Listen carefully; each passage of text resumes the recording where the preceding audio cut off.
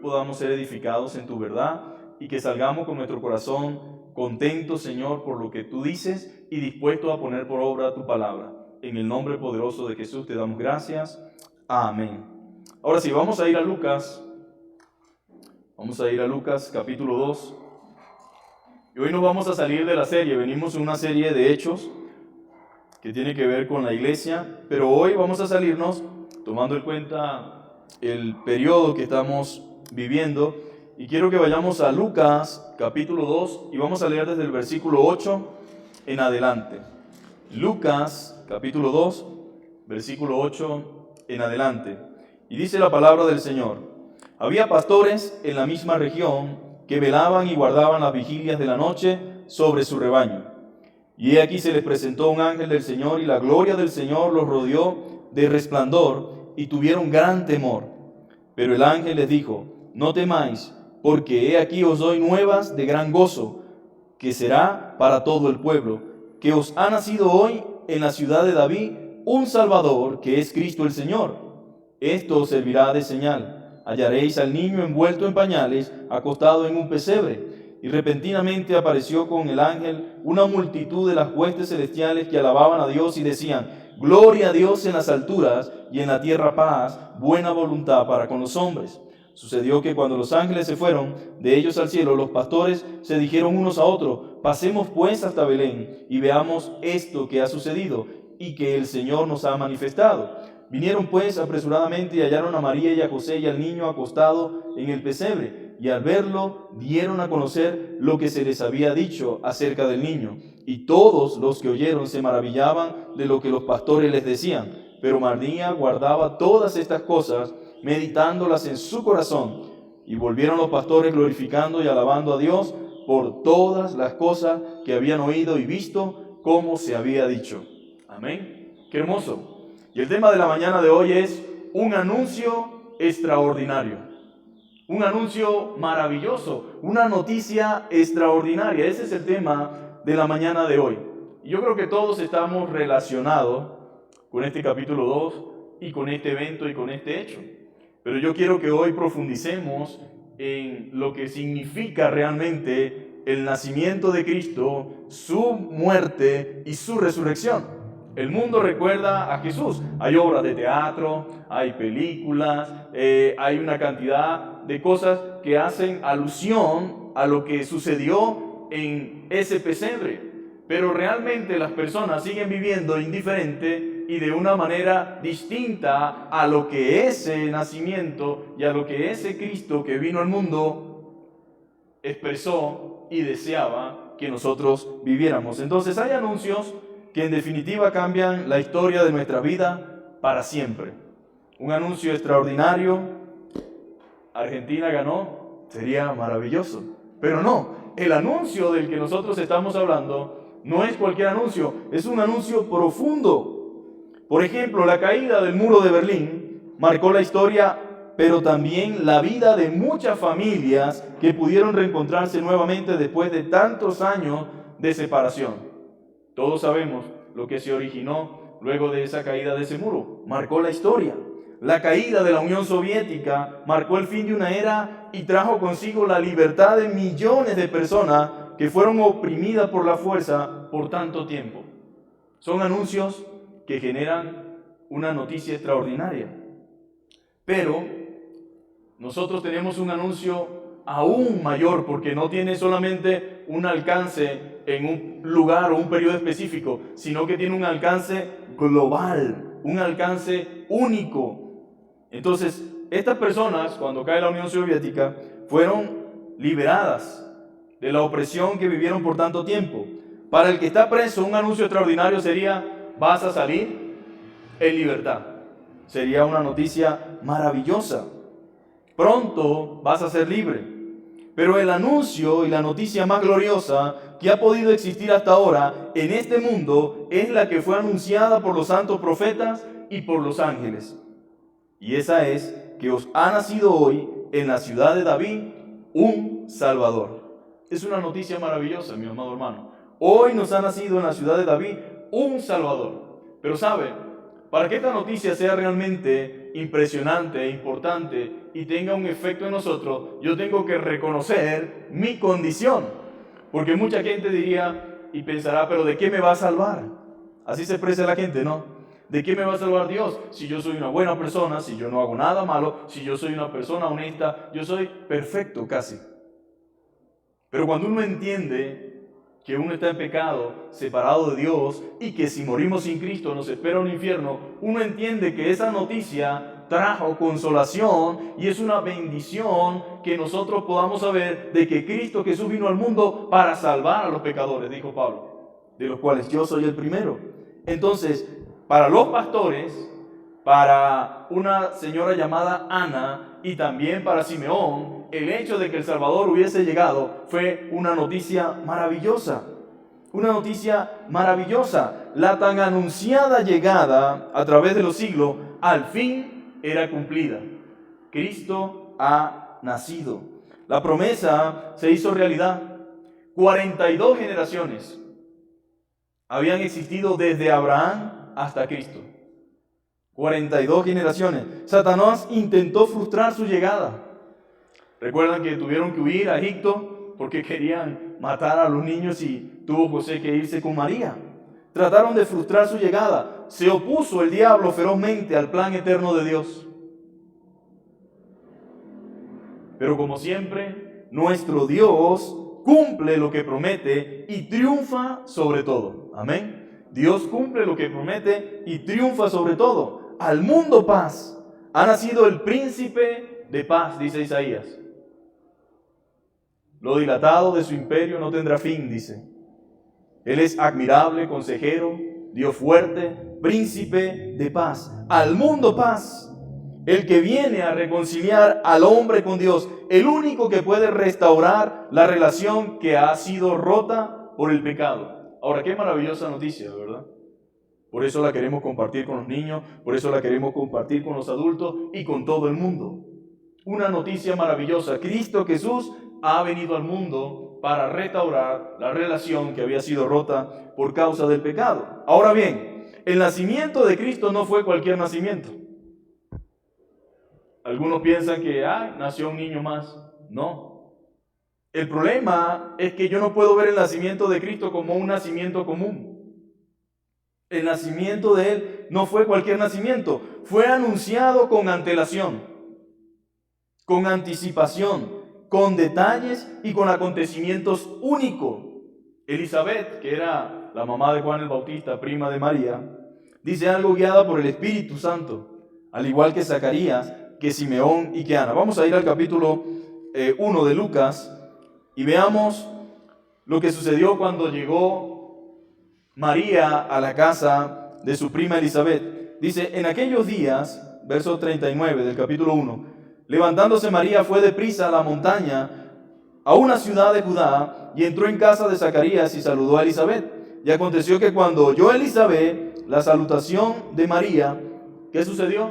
La criatura saltó en su vientre y Elizabeth fue llena del Espíritu Santo. Ella tenía 6 meses de estar embarazada de Juan el Bautista. Y cuando llega María, al escuchar la voz de la madre del Salvador, automáticamente hubo un salto, dice la Biblia, en el vientre de Elizabeth y fue llena del Espíritu Santo. Y exclamó a gran voz y dijo, bendita tú entre las mujeres y bendito el fruto de tu vientre. ¿Por qué se me concede esto a mí, que la madre de mi Señor venga a mí? Porque tan pronto como llegó la voz de tu salutación a mis oídos, la criatura saltó de alegría en mi vientre. Bienaventurado la que creyó, porque se cumplirá lo que fue dicho de parte del Señor.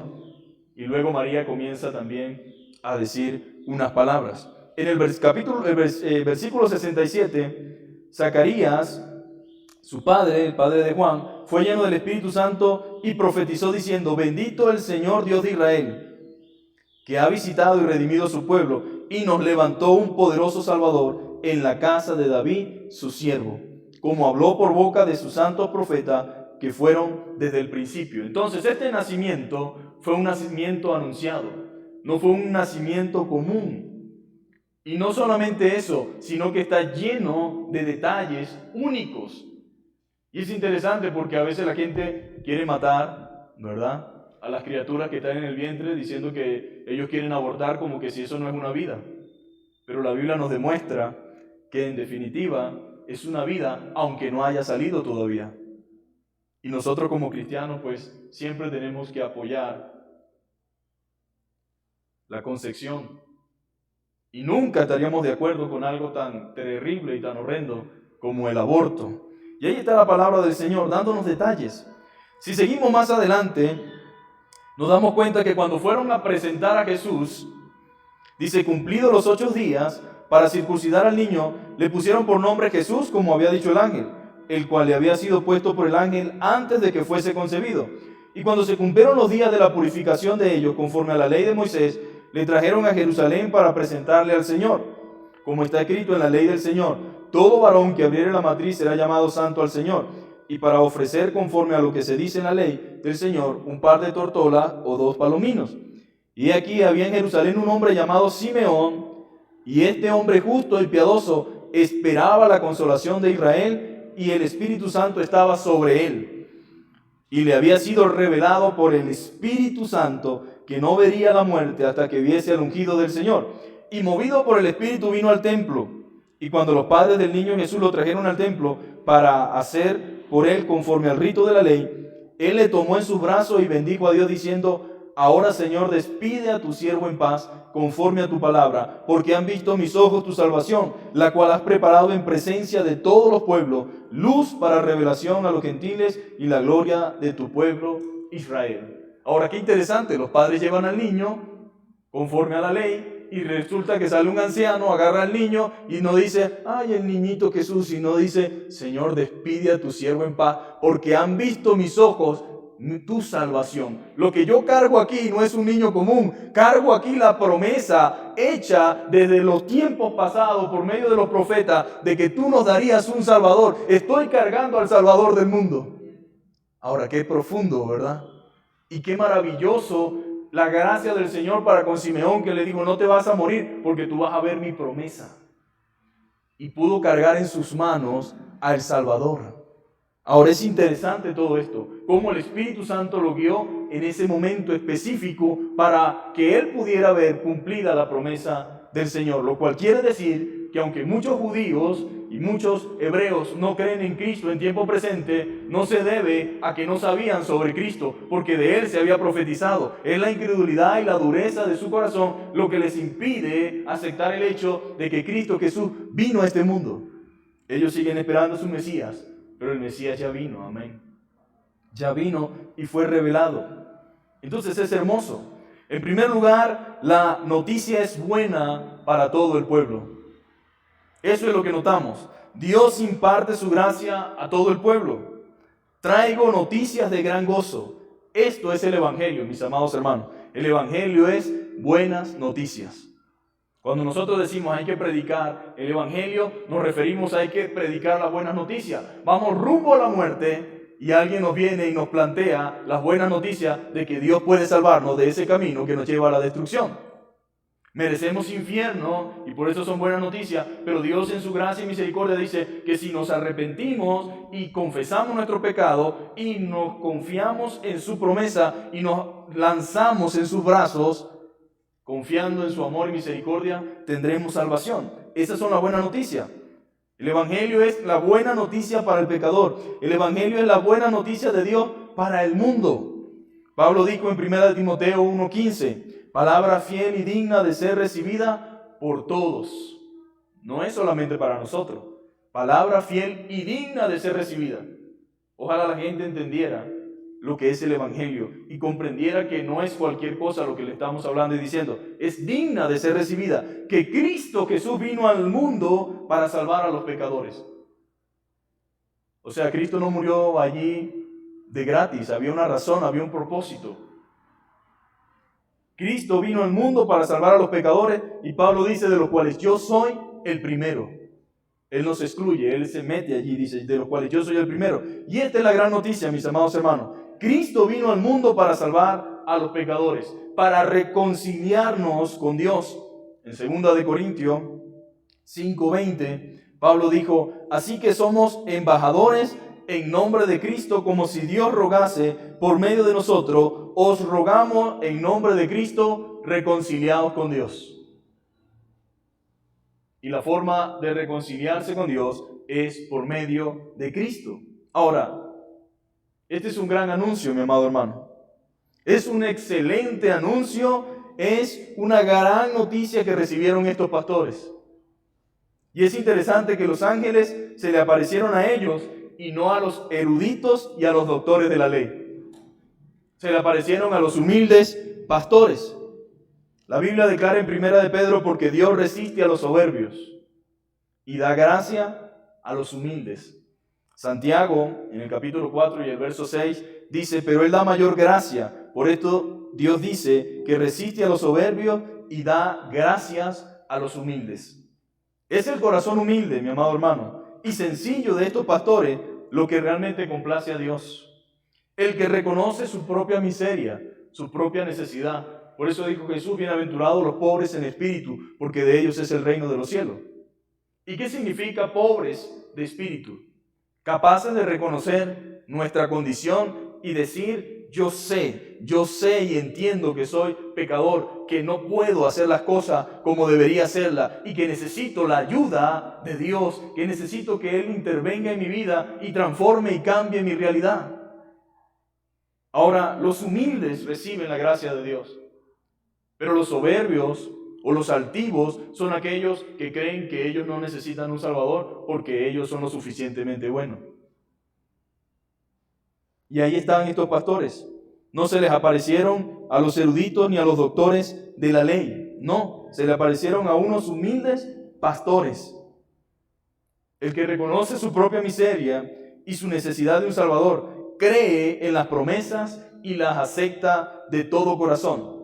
Aunque despreciados estos pastores, por muchos de estos pastores fueron honrados al ser los primeros después de María y José en ver al Salvador y ser testigos del cumplimiento de la promesa.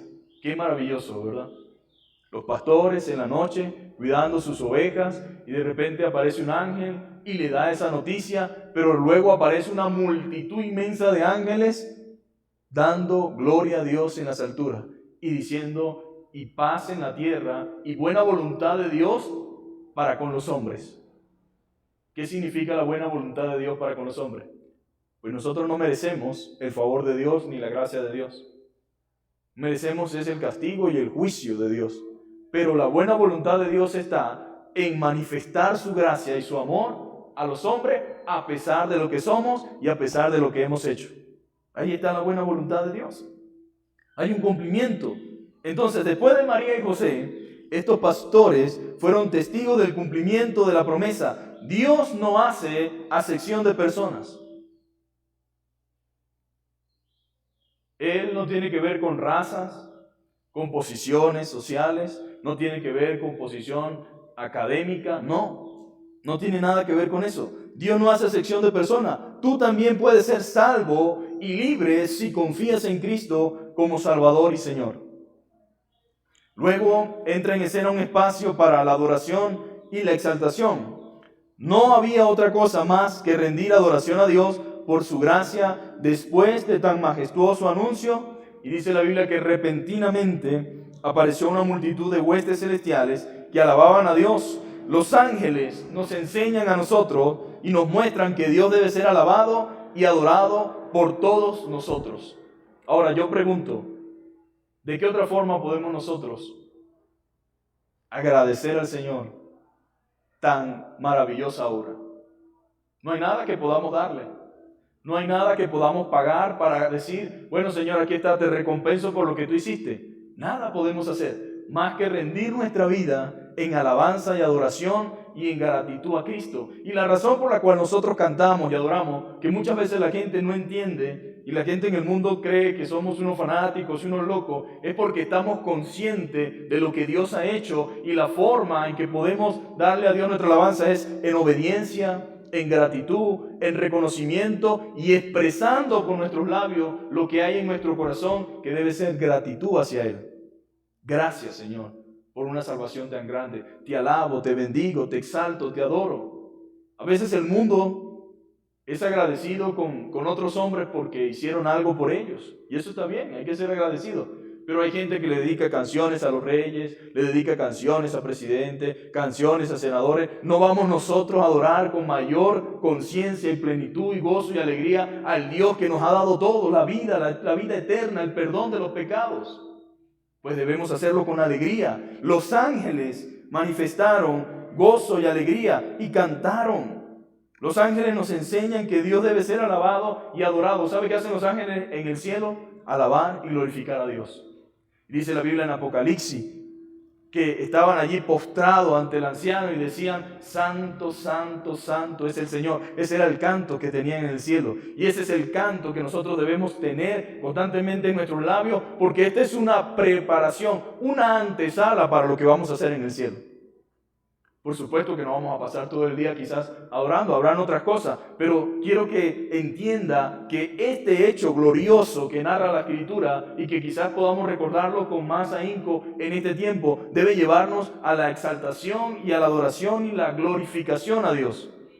Darle gracias. Y decían: gloria a Dios en las alturas. Estaban celebrando la llegada del Salvador. Aunque humilde en su entrada, no pasó desapercibida. El Rey del universo había venido a este mundo. La Biblia dice: siendo rico se hizo pobre. Vino Jesús y nació en una condición humilde. Así es. Por lo tanto, un gran ejército de ángeles lo proclamaba. Los pastores fueron testigos y adoraron junto con ellos y celebraban la buena voluntad de Dios para con los hombres al enviar a su Hijo al mundo para reconciliarlos con Él. En segundo lugar, podemos ver la obediencia de los pastores. Los humildes pastores fueron obedientes a la voz de los ángeles y no ignoraron la gran noticia. No la ignoraron, sino que fueron a ver lo que se les había anunciado. Y esto muestra cuán importante es escuchar con fe y accionar. Hay gente que escucha, que oye, pero no acciona. Y la idea es que yo entienda que es importante escuchar la palabra de Dios, escuchar lo que Dios me dice, pero también accionar a eso que Dios me ha dicho. La palabra que va acompañada de fe me lleva a la acción. La verdadera fe no es una fe estática, es una fe que me mueve a ir en obediencia en base a lo que Dios dice. Y eso fue lo que los pastores hicieron. Enseguida fueron siguiendo las señales de los ángeles para ver y confirmar la promesa.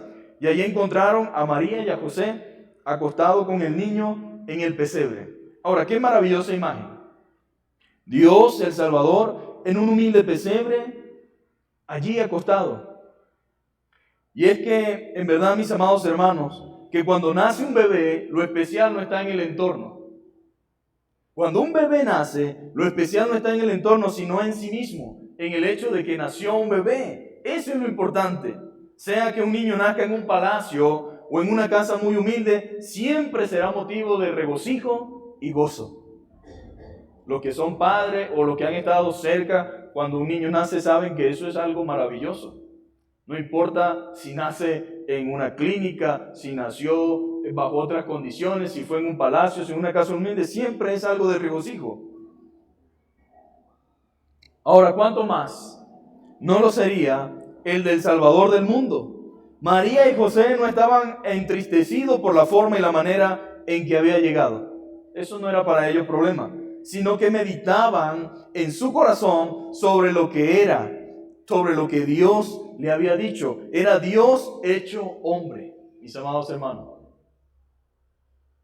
En Juan, capítulo 1, habla de que el Verbo se hizo carne y habitó entre nosotros. Y vemos su gloria, gloria como la del unigénito del Padre, lleno de gracia y verdad. Ahora, después de esta forma en que Dios vino a este mundo, comprendemos más profundamente el gran pecado que representa el aborto, mis amados hermanos. ¿Cómo puede sentirse Dios cuando Él mismo vino a este mundo de esa forma? Naciendo por medio de una mujer. ¿Cómo pudiera sentirse Él?